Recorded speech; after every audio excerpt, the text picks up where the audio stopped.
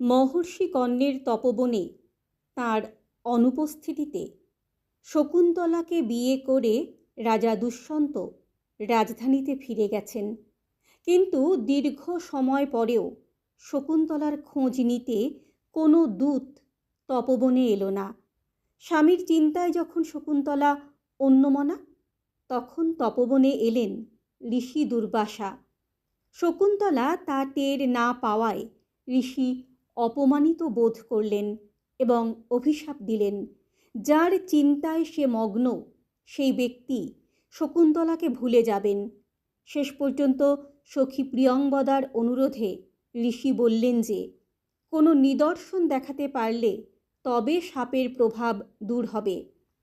দুষ্যন্ত রাজধানীর উদ্দেশ্যে বিদায় গ্রহণের সময় শকুন্তলাকে যে আংটি পরিয়ে দিয়েছিলেন, সখীরা মনে করলেন সেই আংটিই হবে ভবিষ্যতের স্মারক চিহ্ন।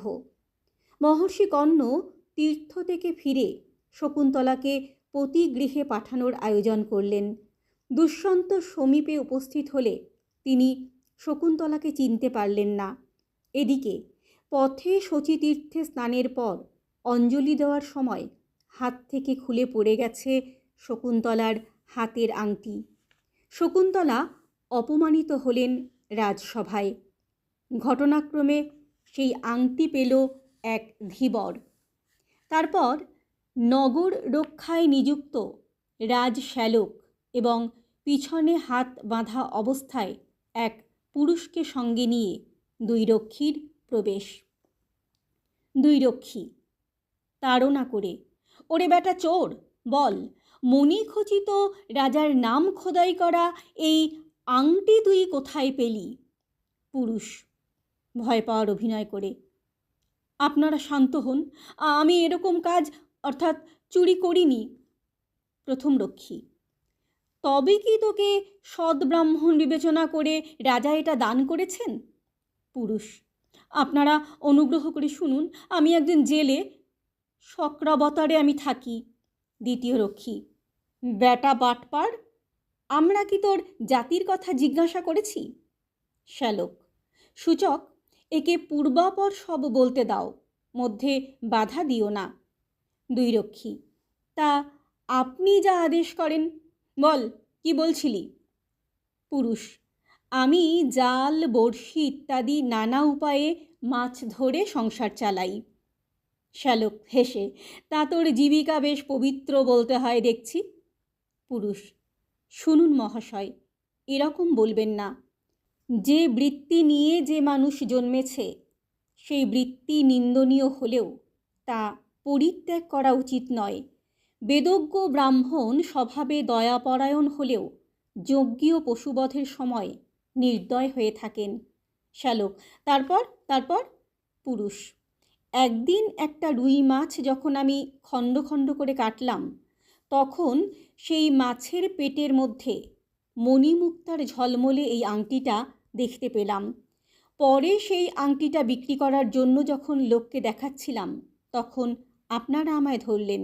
এখন মারতে হয় মারুন, ছেড়ে দিতে হয় ছেড়ে দিন। কিভাবে এই আংটি আমার কাছে এলো তা বললাম। শ্যালক, জানুক, এর গা থেকে কাঁচা মাংসের গন্ধ আসছে, এ অবশ্যই গোসাপ খাওয়া জেলে হবে। তবে আংটি পাবার ব্যাপারে যা বলল তা একবার অনুসন্ধান করে দেখতে হবে, সুতরাং রাজবাড়িতেই যাই। দুই রক্ষী, তবে তাই হোক, চল রে গাঁট কাটা। সবাই এগিয়ে চললেন। শ্যালক, সূচক, সদর দরজায় সাবধানে এই চোরকে নিয়ে অপেক্ষা করো। ইতিমধ্যে এই আংটি কীভাবে পাওয়া গেল সেসব বিষয়ে মহারাজকে নিবেদন করে তাঁর আদেশ নিয়ে ফিরছি। দুই রক্ষী, আপনি প্রবেশ করুন, মহারাজ এ সংবাদ শুনে খুব খুশি হবেন। রাজশ্যালক বেরিয়ে গেলেন। প্রথম রক্ষী, আমাদের প্রভুর দেখি খুব বিলম্ব হচ্ছে। দ্বিতীয় রক্ষী, আরে বাবা, অবসর বুঝে তবে না রাজার কাছে যাওয়া যায়। প্রথম রক্ষী, জানুক, একে মারার আগে এর গলায় যে ফুলের মালা পরানো হবে তা গাঁথতে আমার হাত দুটো এখনই নিষ্পিস করছে। জেলেকে দেখিয়ে দিল। পুরুষ, জেলে, মহাশয়, বিনা দোষে আমাকে মারবেন না। দ্বিতীয় রক্ষী তাকিয়ে দেখে, এই তো আমাদের প্রভু। মহারাজের হুকুমনামা হাতে নিয়ে এদিকে আসছেন। হয় তোকে শকুনি দিয়ে খাওয়ানো হবে, না হয় কুকুর দিয়ে খাওয়ানো হবে। রাজশ্যালক প্রবেশ করে। শ্যালক: সূচক, এই জেলেকে ছেড়ে দাও। আংটি পাওয়ার ব্যাপারে এ যা বলেছে তা সব সত্যি বলে প্রমাণিত হয়েছে।